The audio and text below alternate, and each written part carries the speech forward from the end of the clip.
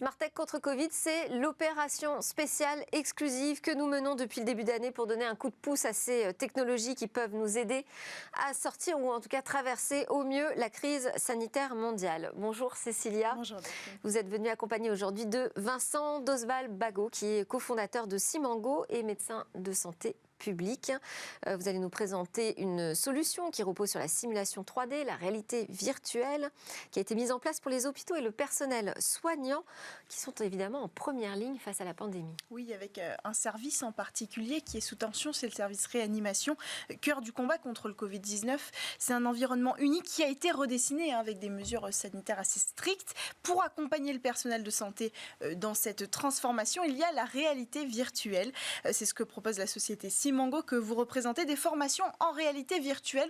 C'est une société qui proposait déjà ces services avant l'arrivée du Covid-19 et donc avec la crise, la société a adapté son offre en proposant 2 solutions pour encadrer, accompagner les soignants. La première, c'est une application gratuite disponible sur tous les smartphones. Vous allez la voir à l'image et donc sous la forme de tutos gamifiés, on va pouvoir découvrir les bonnes pratiques pour accompagner tout le personnel qui sera mis à contribution autour de la lutte contre le Covid. C'est-à-dire par exemple comment s'habiller avant de rentrer dans la chambre d'un patient Covid, comment réaliser correctement un test PCR ou alors n'importe quel test antigénique. Donc l'idée, c'est d'accompagner facilement, simplement, toutes les personnes qui seront sollicitées. Puis il y a une autre solution, créée de toutes pièces pour former le personnel soignant qui va aller en renfort dans le service réanimation. Parce qu'en fait, il s'agit principalement d'infirmiers qui sont des infirmiers de bloc, d'infirmiers ou d'infirmières de bloc, qui n'ont pas la formation réanimation, qui, elle, prend plusieurs mois. Et donc, l'idée, c'est pas qu'ils aillent les remplacer, simplement qu'ils aillent en renfort. On n'a pas besoin qu'ils réalisent la même formation, mais il faut aller vite. Avec cette solution proposée par Simango, en seulement 30 minutes, ils vont pouvoir rejoindre le service grâce à la réalité virtuelle. Donc, on les équipe d'un casque de réalité virtuelle. Et ensuite, comment se déroule cette formation ? Oui, avec un Oculus, précisément. Ils vont découvrir là une salle de réanimation. Vous allez le voir sur les images. Ça fonctionne en fait sur le même principe qu'une journée de formation. C'est-à-dire que quand ils vont arriver avec ce casque de réalité virtuelle, ils vont rencontrer le personnel d'un service de réanimation. Ils vont apprendre les protocoles qui sont mis en place dans ce service de réanimation, les bonnes pratiques, comment ça se passe dans une chambre de réa, comment protéger avec le Covid, c'est l'idée aussi, le patient, comment se protéger du Covid, comment le protéger du Covid, bref, tout ce dont on a besoin pour une première journée à l'hôpital dans un service de réanimation. On va pouvoir le découvrir comme si on y était, plongé dans le bain grâce à cette solution de réalité virtuelle. Alors en avril, une trentaine d'infirmiers ont déjà pu être formés grâce à cette solution. Et donc, Vincent Dosval-Bagot, vous êtes avec nous sur ce plateau, cofondateur de Simango, et vous êtes aussi médecin de santé publique. Qu'est-ce que ça veut dire ? Alors ça, c'est une grande question, mais je vais faire très court.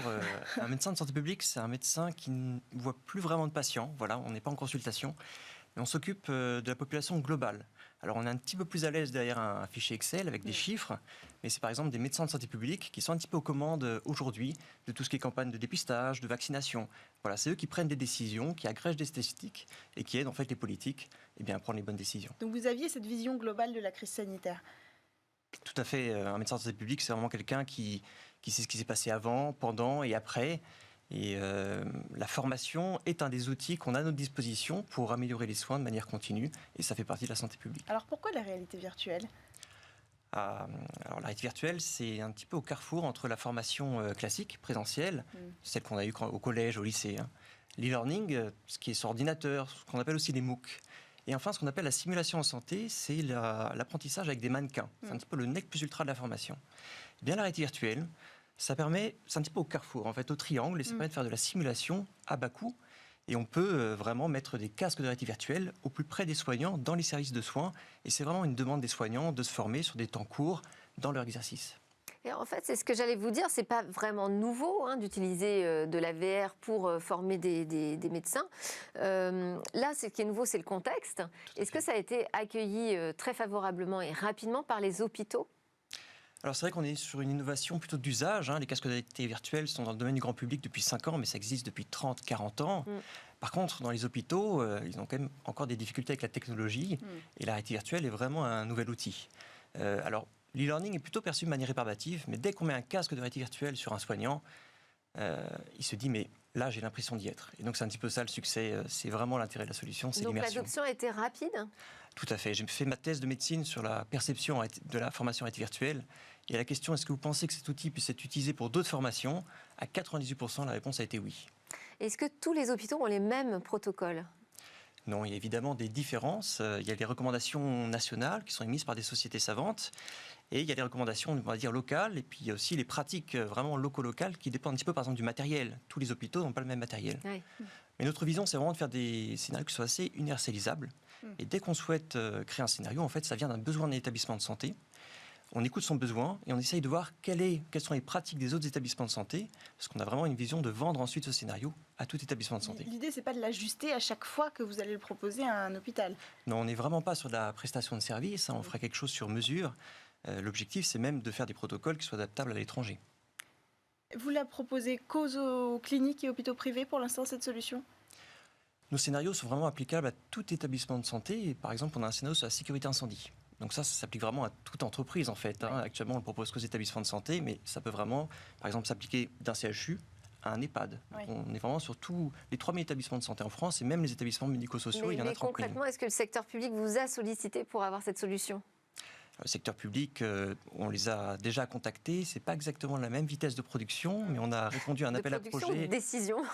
Tout. Okay. Mais on a commencé un appel à projet avec le CHU de Brest sur un scénario plus poussé encore sur la réanimation. Mais là, ça va prendre 4, 5, 6 mois. Ouais. Ça va pas prendre 10 jours comme ça a été le cas avec un établissement privé. Mais ça va être tout aussi intéressant. Mais pourquoi c'est plus compliqué d'aller dans un établissement public? Au-delà des... Est-ce qu'il y a un problème de mentalité aussi? Non, c'est simplement vraiment les circuits de décision. Ouais, dès qu'on est avec un établissement public, on va dire qu'on s'engage sur du plus long terme. Il y a des subventions, il y a des aides, mais il y a aussi de la recherche. Donc c'est vraiment un protocole plus long terme. Mais bon, j'ai envie de dire, c'est vraiment complémentaire. Ce que ça veut dire, c'est qu'on se projette déjà dans la post-crise, en tout cas avec ces nouveaux outils. Tout à fait. Merci beaucoup. Merci Cécilia Sévry pour la découverte de cette techno contre Covid-19. Merci à Vincent d'Oswald-Bagot, cofondateur de Simango et médecin de santé publique, d'être venu nous en parler. Et merci évidemment à tous de nous avoir suivis. J'espère que vous aurez apprécié ce démarrage de semaine avec du people, mais aussi des réflexions sur l'usage de la vidéosurveillance. À suivre le lab où pitchent les entreprises du numérique. Et on se retrouve dès demain pour de nouvelles discussions sur la tech.